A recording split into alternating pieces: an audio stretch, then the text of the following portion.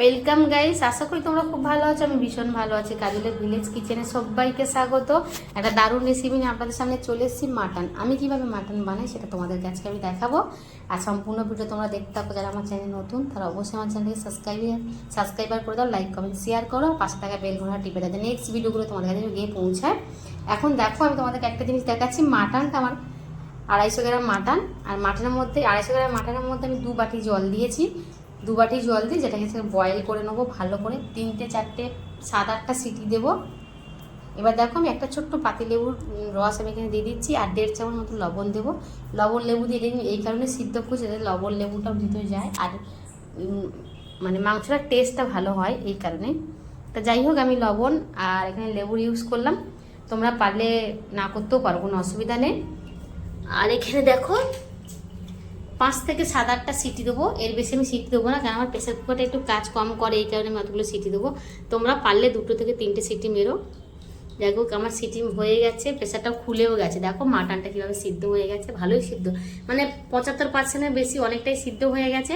এবার আমি না মাটনটা আলাদা করে নিচ্ছি, আর মাটনের জুসটা আমি আলাদা করে রাখবো, কারণ এই জুসটা আমি ফেলবো না। জুসটা ফেললে অনেকটাই ভিটামিন বেরিয়ে যাবে, এই কারণে আমি জুসটা রেখে দিচ্ছি। এই জুসটা আমি মানে মাংস কষার বদলে, জলের বদলে এটাকে আমি ইউজ করবো। দেখো কিরকম তেল তেল বেরিয়েছে।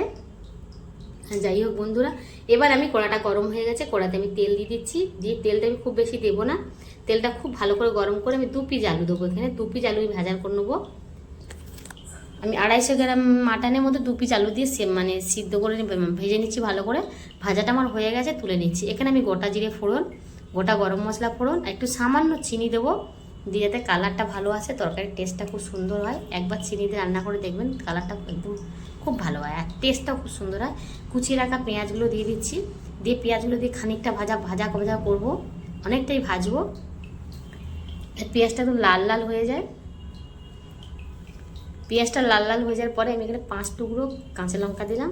আদা রসুন বাটাটা এখানে দিলাম। রসুনটাই বেশিরভাগ ইউজ করবো, আদাটা খুব বেশি আমি এর মধ্যে দেবো না, কারণ আমি মাটনের মধ্যে বেশি আদা দিয়ে খাই না, কারণ মাটনটা তিতকুটে ভাব একটা হয়ে যায়। এবার একটু ভাজা হয়ে যাওয়ার পর আমি টমেটোটা দিয়ে দিচ্ছি। টমেটোটা 1.5খানা টমেটো এখানে আমি দিয়েছি, একটা বড় নিয়েছি, তার থেকে আর একটা সাইজের 8খানা কেটে আমি দিলাম। টমেটোটা এখানে বেশি দিচ্ছি এই কারণে, গ্রেভিটা হওয়ার জন্য। টমেটোটা খানিকক্ষণ ভাজা হয়ে যাওয়ার পরে আমি এখানে লবণ দিয়ে দিচ্ছি স্বাদ অনুযায়ী, আর হলুদ, লঙ্কার গুঁড়ো,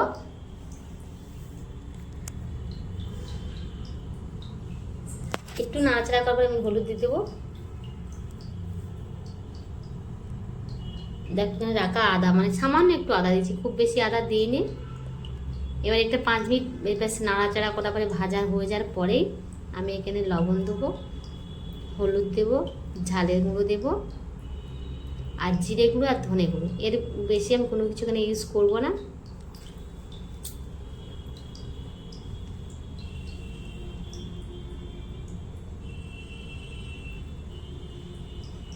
ভালো করে নাড়াচাড়া করে নিয়ে সামান্য একটু জল দেবো, যাতে গ্রেভিটা তৈরি হয়ে যায়, যাতে কড়াইতে ধরে না যায়।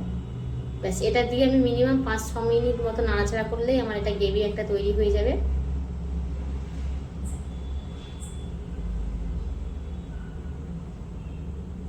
দেখুন গ্রেভি হয়ে গেছে। এখানে আমি মাটনটা দিয়ে দেবো। এখানে আমার সিদ্ধ করে রাখা মাটনটা আমি দিয়ে দিচ্ছি। মাটনটা দিয়ে ভালো করে খানিকটা কষানোর পরেই আমি এখানে আলুটা দিয়ে দেবো। আলুটা এই কারণে দিচ্ছি, কেন মাটনটা অনেকটাই সিদ্ধ, তো এই কারণে আলুটাও, কাঁচা আলু সিদ্ধ হওয়ার জন্য আমি দিয়ে দিলাম। 4 টুকরো আলু দিয়ে দিলাম। দিয়ে এখানে আমার 10 টাকা দামের একটা টক দই খুব ভালো করে অনেকক্ষণ ধরে 10-15 মিনিট ফাটিয়ে দিয়ে দিলাম।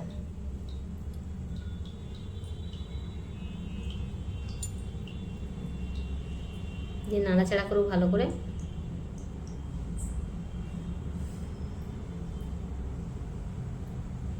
খানিকটা নাড়াচাড়া করার পর আমি ধনে পাতা দিচ্ছি। ধনে পাতাগুলো দেখুন আমি ঠিক বড় বড় সাইজে করে কেটেছিলাম। ধনে পাতা দিয়ে খুব ভালো করে নাড়াচাড়া করব। খানিকটা কষানো হয়ে যাওয়ার পরেই এখানে আমি মানে ওই রাখার জুসটা ইউজ করব।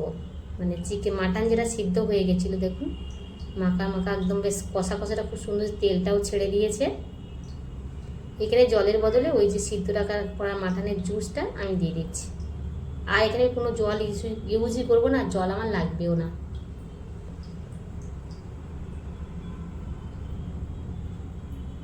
এবার এটাকে আমি 15 থেকে 20 মিনিট ফোটাবো, তাহলে আমার রেডি। আমার কষতে কষতে আমার আলুও সিদ্ধ হয়ে গেছে, দেখুন আমার হয়ে গেছে, মাটনটা প্রায় রেডি।